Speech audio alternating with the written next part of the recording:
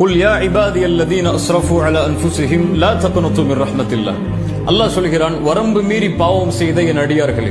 அல்லாஹ் வரம்பு மீறி பாவம் செய்தாலும் அவர்களையும் தன் அடியானாகத்தான் அழைக்கிறான். லா தக்னது மிர் ரஹ்மத்தில்லாஹ். அல்லாஹ்வுடைய அருளில் ஒருபோதும் நம்பிக்கை இழந்து விடாது. இன்னல்லாஹ யக்ஃபிரு ذுனூப ஜமீஆ. அல்லாஹ் எல்லா பாவங்களையும் நிச்சயமாக மன்னிப்பான்.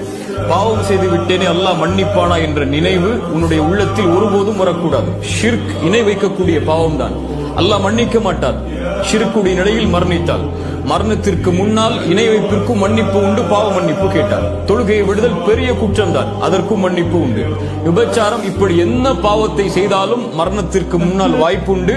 அல்லாஹ்வுடைய அருளில் நம்பிக்கை இழந்து விடாதே, அல்லாஹ் என்னை மன்னிப்பானா என்று அல்லாஹ்விடத்திலே மன்னிப்பை கேட்டால் எல்லா பாவங்களுக்கும் மன்னிப்பு உண்டு. ஏன் அல்லாஹ் மன்னிப்பான்? இன்னஹு ஹுவல் கஃபூருர் ரஹீம். அவன்தான் பாவங்களை மன்னிப்பவன், அவன்தான் இரக்க குணமுடையவன்.